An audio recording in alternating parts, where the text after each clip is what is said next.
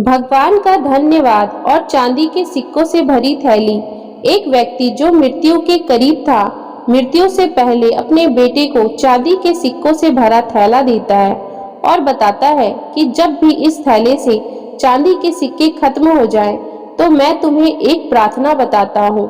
उसे दोहराने से चांदी के सिक्के फिर से भरने लग जाएंगे। उसने बेटे के कान में 4 शब्दों की प्रार्थना कही और वह मर गया। अब बेटा चांदी के सिक्कों से भरा थैला पाकर आनंदित हो उठा और उसे खर्च करने में लग गया। वह थैला इतना बड़ा था कि उसे खर्च करने में कई साल बीत गए। इस बीच वह प्रार्थना भूल गया। जब थैला खत्म होने को आया, तब उसे याद आया कि अरे, वह 4 शब्दों की प्रार्थना क्या थी। उसने बहुत याद किया, उसे याद ही नहीं आया। अब वह लोगों से पूछने लगा। पहले पड़ोसी से पूछता है कि ऐसी कोई प्रार्थना तुम जानते हो क्या जिसमें 4 शब्द हैं। पड़ोसी ने कहा, हाँ, एक 4 शब्दों की प्रार्थना मुझे मालूम है। ईश्वर मेरी मदद करो। उसने सुना और उसे लगा कि ये वे शब्द नहीं थे, कुछ अलग थे।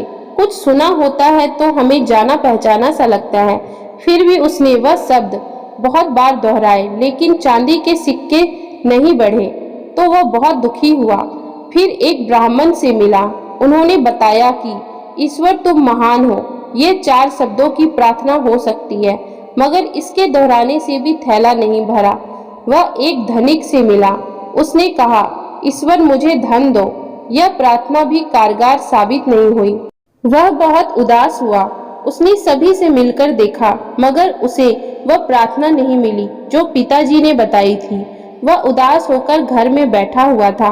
तब एक भिखारी साधु उसके दरवाजे पर आया। उसने कहा, सुबह से कुछ नहीं खाया, खाने के लिए कुछ हो तो दो। उस लड़के ने बचा हुआ खाना भिखारी साधु को दे दिया। उस भिखारी साधु ने खाना खाकर बर्तन वापस लौटाया और ईश्वर से प्रार्थना की, हे ईश्वर, आपका धन्यवाद। अचानक वह चौंक पड़ा और चिल्लाया कि अरे, यही तो वो 4 शब्द थे। उसने वे शब्द दोहराने शुरू किए, हे ईश्वर, आपका धन्यवाद, और उसके सिक्के बढ़ते गए। इस तरह उसका पूरा थैला भर गया। इससे समझे कि जब उसने किसी की मदद की, तब उसे वह मंत्र फिर से मिल गया, हे ईश्वर, आपका धन्यवाद। यही उच्च प्रार्थना है, क्योंकि जिस चीज के प्रति हम धन्यवाद देते हैं, वह चीज बढ़ती है।